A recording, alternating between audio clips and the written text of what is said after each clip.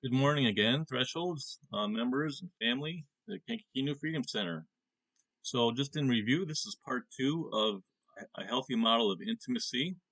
We're talking about intrapersonal intimacy, and then we'll end with interpersonal intimacy. So, to review, this is what we're talking about the, the praises model of intimacy. It starts out with P, we've covered P, the physical part. We're going down to R, recreational. We've covered that. And we've covered the A, the aesthetic. So when we get done, we're going to spell out the word praises because we want this is a model about really praising ourselves and praising other people, if you think of it that way. But we'll explain more in a little bit. So we're getting into the next part, which is intellectual, the intellectual part, the I in praises.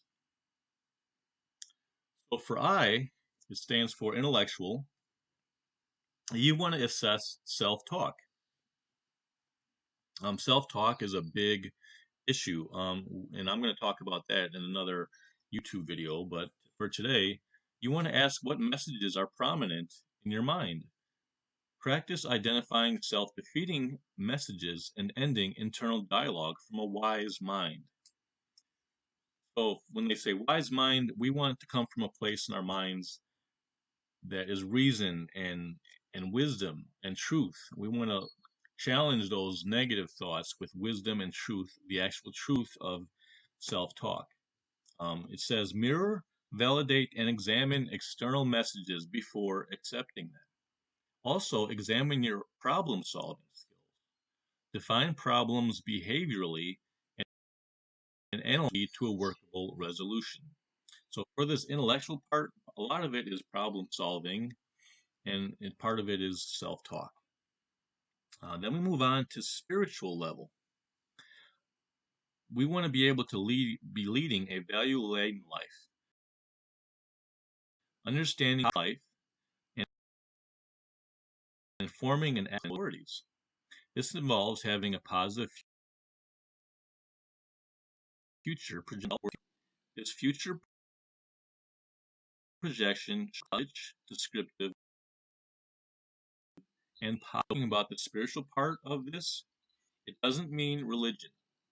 It simply means what we value in our lives, and aligning those values with our purpose in life, our future, all our hopes.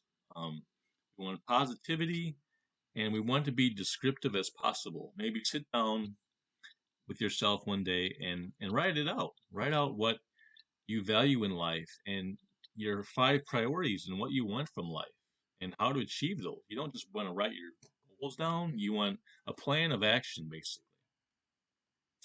So then we move on to the emotional aspect of this model.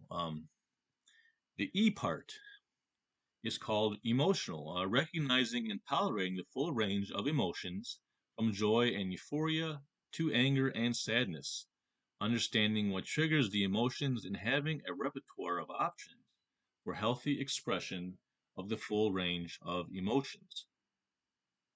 So again, that's the first 6 levels of the praise model. We go from physical, then we move on to recreational, then aesthetic, then intellectual, spiritual, and emotional. So finally, when you have established healthy praise, which are the first 6 levels, then you are ready for healthy sexual intimacy, which is the S for sexual. So the first 6 levels are working on ourselves, really, because we want to have a healthy relationship with ourselves before we have any healthy intimacy with other people. When all that is resolved or we're healthy, you're ready for healthy sexual intimacy. So this entails understanding and appropriately expressing yourself as a sexual being. You must be able to say no in order to say yes, or it is addictive and compulsive behavior. This should be self-honoring and self-respecting.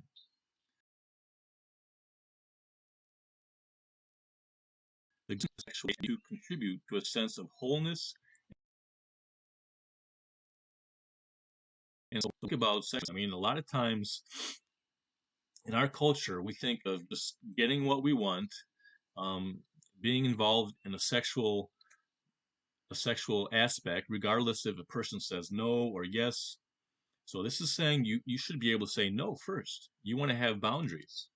Boundaries are important even in terms of sexual intimacy, our wellness. And I like how it said it's to be self-honoring and self-respecting. Whoever you're involved intimately with, you want to honor them. You want to respect them. Okay?